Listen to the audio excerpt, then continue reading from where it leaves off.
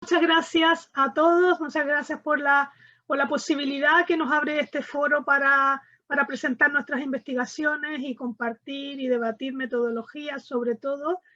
Bueno, les voy a presentar este trabajo sobre el volcán Huayna Puttina, pues compartir con ustedes la erupción, la historia de la erupción más explosiva de América del Sur en los últimos 500 años, poco conocida probablemente por la fecha tan temprana y también por la confusión que ha existido en la documentación con respecto al origen de este volcán, aunque desde el punto de vista de la geología y la volcanología viene siendo estudiado más o menos en los últimos 10 años, es verdad que desde el ámbito de la historia todavía es poco conocido. Bueno, el 14 de febrero, como le digo, de 1600, dio el comienzo un ciclo eruptivo muy explosivo, el más explosivo en América del Sur y uno de los más explosivos a nivel global, junto con otros que ya les comentaré.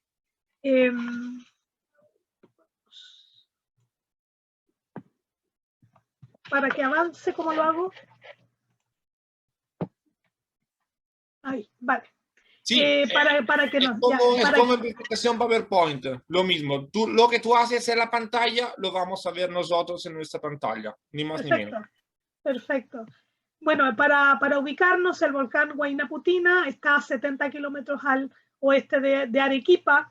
Por eso la idea de centrar este estudio en el volcán, en la ciudad de Arequipa, porque la mayoría de las fuentes documentales van a referirse a los daños causados en esa localidad. Desde el punto de vista histórico, por supuesto, nosotros dependemos de las fuentes, por lo tanto, allí es donde se concentra el mayor número de datos. Para organizar la exposición, pues les voy a hablar de la erupción como proceso, el impacto en la ciudad, el impacto tanto religioso como daños materiales. Les hablaré sobre los gestores del desastre y conclusiones.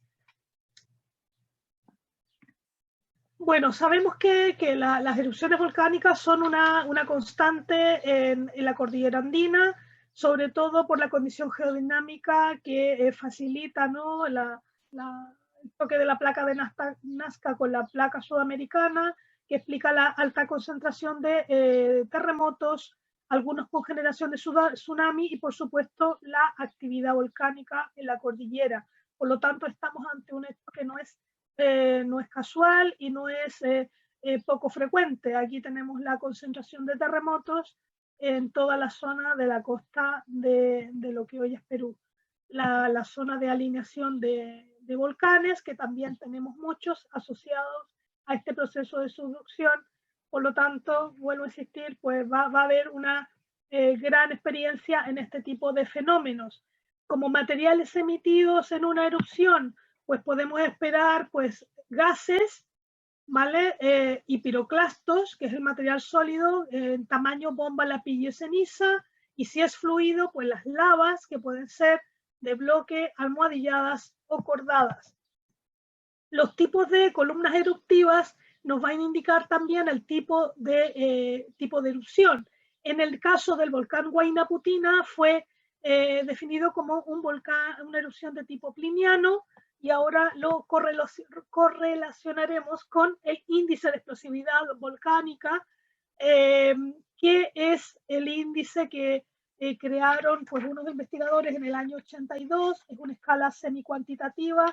Newfold y Self en el año 1982 crearon esta escala así como existe la escala de magnitud y la de intensidad para los terremotos, esta es la forma de medir el tamaño de una erupción volcánica. Mide pues una descripción general, el volumen de ceniza emitida, altura de la columna, tipo de erupción, la duración, materiales emitidos y si estas columnas eruptivas pues llegaron a la troposfera o a la estratosfera. Todo esto desde el punto de vista histórico pues nos permite llegar a algunas conclusiones con respecto a el impacto o los efectos que pudo tener en el entorno.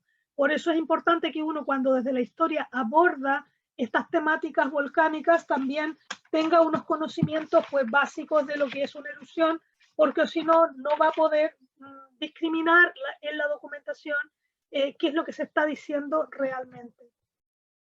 Les comentaba que a lo mejor ustedes han escuchado la erupción del Laki en 1783, ese año sin verano, ¿no?, asociada a esta erupción de Islandia, o la erupción de 1815 en Tambora, una de las más explosivas de las que se tiene registro, y la del Krakatoa en 1883, que por la cercanía es mucho más conocida. Bueno, la erupción del Huayna Putina desde febrero de 1600 fue mucho más explosiva que todas estas erupciones.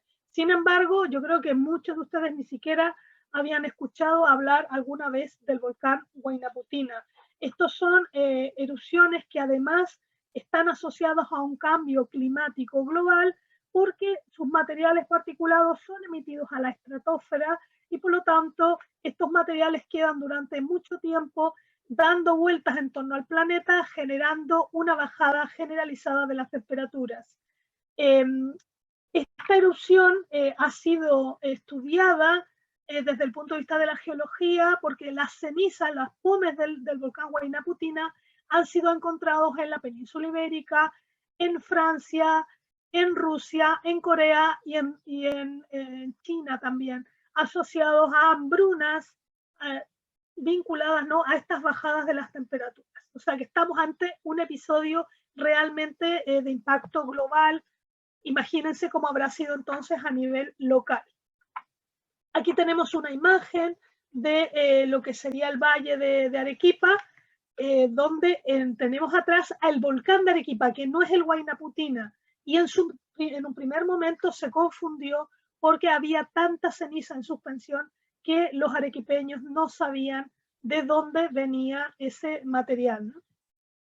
Aquí tenemos una imagen satelital del volcán Misti o de Arequipa, pero este, como digo, no es el volcán. Este sí es el volcán Huayna Putina, este sí es el volcán que hizo una erupción, como ves, es un cono bastante bajo dentro de una sierra de la cordillera, y este sí es el centro de emisión de esa explosiva erupción. Desde el punto de vista de la historia, los primeros que abordaron desde el punto de vista de la mentalidad, ¿no?, volcán indio, volcán cristiano, a propósito de la erupción de Huayna Putina, pues fue Philippe Boyce y Teresa Boyce Casagne en el año 84. Su estudio más bien fue de mentalidad, de ver cómo respondió la población indígena y española, cosa que yo también abordaré. Luego Bernard Lavalle en el año 2011 hizo una reflexión con respecto a los miedos terrenales de una serie de terremotos que se habían producido en el Perú a finales de la segunda mitad del siglo XVI, pero tampoco abordó el aspecto volcánico, ¿no? Con respecto a fuentes y metodologías, pues las reflexiones que yo les comparto las he conseguido en documentos del Archivo General de Indias, la Biblioteca Apostólica Vaticana, el Archivo de la Real Academia de la Historia, relatos de crónicas y de épocas de estudio que hoy podemos consultarlas en múltiples bibliotecas y archivos digitales.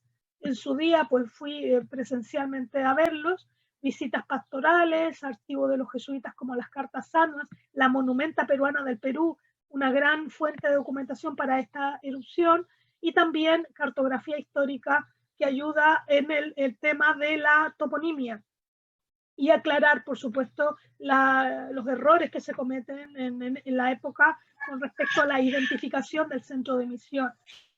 Bueno, de esta erupción podemos decir que su fase explosiva duró más de un mes. Esta es una erupción que va a durar más de un año realmente, con unos 3 ciclos eruptivos que van a durar unas pocas de semanas. Durante ese proceso se produjeron flujos de piroclastos que además sepultaron pueblos de los alrededores de Arequipa. Como les comentaba, hasta unos 10 días de iniciada la actividad, la población de Arequipa no sabía exactamente cuál era el centro de emisión. Y cuando ya fueron llegando personas que se fueron refugiando en la ciudad, pues traían noticias de lo que ocurría pues en las afueras. Otra imagen del Huayna Putina. La pluma de ceniza en la época se decía que había llegado hasta más allá de Nicaragua, más de 3.000 kilómetros, pero como ya les he comentado, hoy sabemos que esta es una erupción que tuvo un impacto global y que su ceniza ha sido identificada pues, en Europa, China, Rusia, ¿no? Y además está asociado a fenómenos de carestía, de hambruna, producto de las malas cosechas y de revueltas, como en el caso de Rusia, ¿no? Después de la erupción pliniana, que alcanzó un índice de explosividad volcánica de número 6, o sea, muy explosiva dentro de lo que es la escala de la magnitud de las erupciones, solo se veían los tejados de las torres de las iglesias de los pueblos cercanos al volcán Huayna Putina, dejando evidencia de lo explosiva de la actividad. En el año 2015, recién se tuvo la iniciativa de buscar esos pueblos que decían las crónicas habían sido sepultados por la ceniza y los flujos piroclásticos. En aquel momento, en aquella época, se hablaba pues de unos 7 pueblos, sobre todo se nombra mucho a Quinistaca, Somate, Quinistaquillas, ¿vale? Pero en la actualidad se sabe que fueron más de 17 pueblos y no fueron unas 1.500 personas, sino que se espera que hayan sido realmente muchos más. El proyecto del que les comento se llama Guairuro y es una iniciativa franco-peruana que está todavía en desarrollo. Con respecto a las fases más explosivas, se cita en la documentación que el día 25 de febrero, esto habría empezado como el 14, el 25 de febrero, pues llovió tanta ceniza, probablemente se produjeron también flujos de piroclastos. En ese momento se desploma parte de la estructura de la Catedral de Arequipa, que es emblemática en la ciudad. La catedral realmente, vemos aquí un estudio de historia del arte, donde los historiadores pueden hacer una recreación de las fachadas que ha tenido la catedral y se ve claramente que tanto esta erupción como los posteriores terremotos que han asolado la zona, explicada, ¿no?, por esas imágenes que les comentaba de la geodinámica de la costa del Perú, pues ha tenido que ser reconstruida unas pocas de veces, ¿no? Es curioso que, bueno, más adelante está la imagen. Aquí tenemos la zona de centro de lo que es el centro histórico de Arequipa, que es donde se desarrollaron pues una serie de rituales y ceremoniales que surgen como respuesta a esta erupción. Evidentemente estamos en el finales del siglo XVI, principio del XVII. Yo planteo que realmente lo que nosotros observamos como respuesta social es más bien la respuesta de una mentalidad del siglo XVI, tanto por parte de los indígenas como los españoles. Hay una visión providencialista, coinciden ambos colectivos de que esta erupción es un castigo por lado de los españoles por los pecados cometidos, y en el caso de los indígenas por no haber cumplido con los rituales a los dioses ancestrales. Ya lo iré comentando.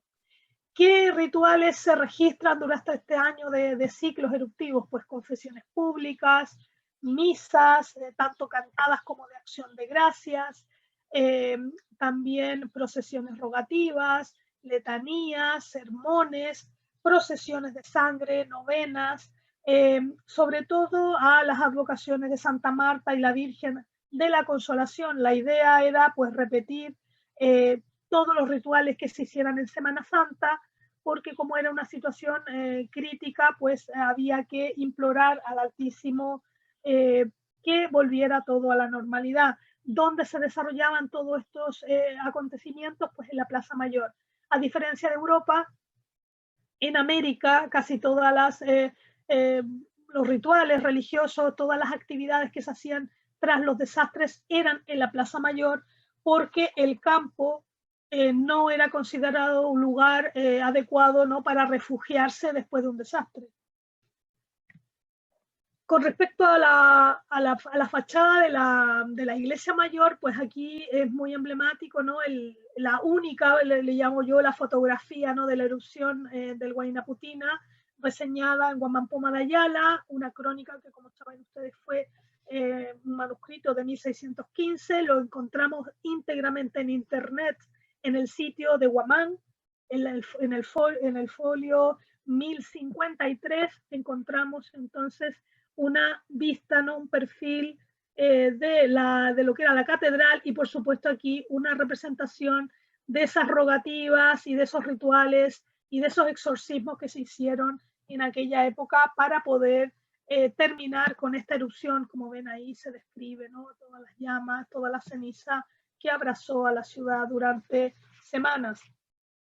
Una imagen, ¿no?, de lo que sería en el siglo XVIII, muy posterior, ¿no?, de la catedral.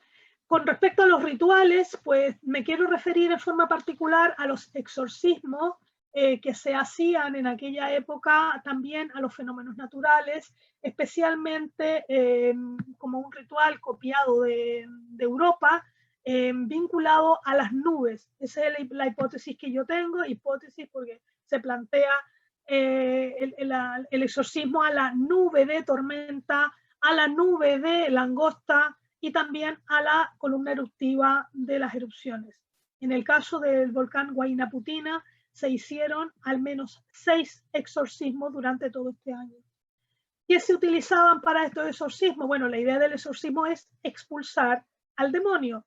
Por lo tanto, esto nos ratifica la visión providencialista de aquella época y cómo la población pensaba que, bueno, Dios también podía permitir que el diablo actuara y así castigara a la población. Se utilizaron en aquellos exorcismos, pues, el Lignum Crucis, que según la documentación los jesuitas tenían uno en su poder, también reliquias de santos que utilizaron en este ritual, imágenes también de las iglesias enfrentadas al volcán Huayna Putina, como conjurando, exorcizando, ¿no?, al demonio que estaba en ese volcán. También se utilizó la figura del Santísimo y, por supuesto, las campanas, unas campanas que siempre eran bautizadas y también consagradas para expulsar al mal, incluso nombradas, no se les ponían nombres cristianos, y así cuando se hacían sonar era una manera de expulsar a los malos espíritus. Rápidamente, pues imágenes de estos santísimos, de las imágenes de columnas eruptivas que nos hacen pensar por qué se hacían exorcismos a las erupciones, ¿no? El volcán Chaitén, el volcán Caulle y el volcán Calbuco, pues si alguien veía esto en el siglo XVI, pues lo más lógico que pensara que el diablo estaba ahí detrás, ¿no? La reacción de los indígenas: esconderse en Arequipa, irse a sus pueblos, renegar de la fe cristiana, comer y emborracharse, dicen las crónicas españolas, pero realmente son esos rituales tan típicos andinos de sacrificios a la Pachamama y a los dioses ancestrales que vivían, según ellos, en los volcanes. Vestirse con sus trajes tradicionales, hacer ofrendas al volcán y, por supuesto, ofrendas, suicidios, dicen las crónicas, ofrendas humanas. Hay registro en la documentación de personas que se lanzaron al cráter del Huayna Putina para que se acabara la erupción. En cuanto a daños materiales, pues la gran cantidad de ceniza y de pomes generó el desplome de edificios y casas por los continuos sismos de origen volcánico y también por el colapso de los techos por la acumulación de ceniza y la ruina, como vieron al principio, ese valle de Arequipa tan propicio para las cosechas, para los cultivos de huerta y también cosechas de vid y otros productos de la zona. Muerte de animales también se registran de forma abundante por la ingesta de ceniza y pomes adherida al follaje. Aquí tenemos un mapa de isocistas, es un mapa de densidad de la ceniza emitida, que no me puedo detener porque se me acaba ya el tiempo. Con respecto también a daños en la salud de los habitantes, se puede registrar en la documentación, dificultad para respirar, evidentemente después de tantas semanas y durante un periodo tan prolongado, casi un año, de ceniza en suspensión, que es como un vidrio molido que aspiraba a la población, pues evidentemente los problemas de asma, de problemas para respirar, pues se registran en la documentación. Problemas oculares, riesgos de epidemia por los muertos, tanto humanos y animales, la contaminación del agua y alimentos, y también la falta de alimentos y de agua. ¿Quiénes gestionan en este momento este desastre? Pues el virrey Luis de Velasco se interesa inmediatamente por todo lo que estaba ocurriendo en la zona de Arequipa y los alrededores. Y lo que hace el virrey, lo que tienen en su mano como herramienta, pues es quitar impuestos, ¿no? Quitar la paga de la alcabala, ¿no? Para poder aliviar un poco el daño que se generaba a la población. En aquel momento, desde el punto de vista eclesiástico, había nombrado un obispo en Arequipa, pero todavía no llegaba. Por lo tanto, el obispo era el obispo de Cusco, el Antonio de Valle Navarrete, y fue el que realmente hizo la llegada al terreno, claro, un mes y medio después de la erupción. ¿Y qué hizo en cuanto a medidas? Pues enviar limosnas para los necesitados, trasladar a los religiosos más afectados a Cusco, y también creó el convento de monjas de Santa Catalina en Arequipa, tan sin seña de identidad de esa ciudad, pues surge justamente en esta época, pero que también queda registro como durante un tiempo se trasladó a Cusco y después vuelve a estar en Arequipa. Aquí tenemos un mapa de la ubicación de Cusco y cómo vemos la cercanía con Arequipa, ¿no? Aquí tenemos abajo está Arequipa y encima Cusco. Luego, desde el punto de vista político, el corregidor de Arequipa pues va a ser el que va a dejar mayor cantidad de documentación y de acciones, ¿no? El que va a tomar la iniciativa de organizar a la población en los rituales, ¿no? Junto con las órdenes religiosas. Por otra parte, organizar las cuadrillas de indígenas para poder limpiar los techos para que no se desplomaran por la ceniza, limpiar las zonas donde tenía que estar el agua y recuperar las alcantarillas, etcétera. Una serie de acciones para mejorar la situación. Entonces tenemos que, con respecto a los líderes regionales y locales, en la documentación podemos observar como el virrey, el gobernador, capitán general, presidente de la Real Audiencia, el corregidor de Arequipa, el encargado de la Real Hacienda, el obispo de Cusco, miembros de las órdenes religiosas, encomenderos de la zona afectada y caciques, curacas y chamanes, pues tienen una participación y una notoriedad en la documentación si uno lo busca. La verdad que yo hace años había ya indagado sobre esta erupción de manera muy general cuando hacía mis estudios de largo periodo. Luego ahora que estoy en esta idea, en esta fase, ¿no?, de estudios más concretos sobre los desastres, pues realmente si uno busca en la documentación sí que encuentra los nombres de las personas que estuvieron involucradas. Las actividades económicas que se vieron afectadas en aquella época, pues agricultura y ganadería, como ya hemos comentado, y los daños duraron décadas en la ciudad. Bueno, no les voy a leer eso, el ganado de la época. Y centrarme con respecto a las reflexiones finales, pues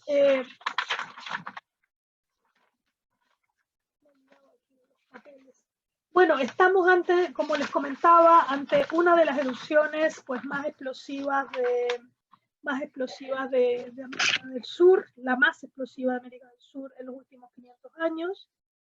Y también comentar que esta erupción nos permite entrar en una sociedad típica del siglo XVI, donde todavía, como la evangelización no se había desarrollado de una manera importante, podemos diferenciar muy claramente cuáles van a ser las respuestas de los indígenas y de los españoles. Como ya comentábamos, los españoles van a centrarse en rituales religiosos, hacer también un hincapié de cómo el patronato real va a funcionar de manera precisa, cómo los rituales y las ceremonias no son espontáneas. Esto es algo que quiero destacar, porque yo hace décadas pensaba que era algo espontáneo. No es espontáneo, es un producto de un acuerdo, y se ve en la documentación cómo también es el corregidor el que acuerda con las órdenes religiosas cuándo va a haber una procesión en un sitio o en otro para mantener a la gente ocupada respondiendo ante a este suceso, ¿no? Por su parte, los habitantes de los pueblos originarios también van a tener esa reacción, y como ven, ellos se retiran a sus pueblos y hacen todos los rituales tradicionales, porque ellos entienden que la erupción ha venido, que sus dioses ancestrales les están castigando porque se han hecho cristianos, porque se han bautizado, porque están viviendo con los españoles y porque han abandonado sus antiguas tradiciones.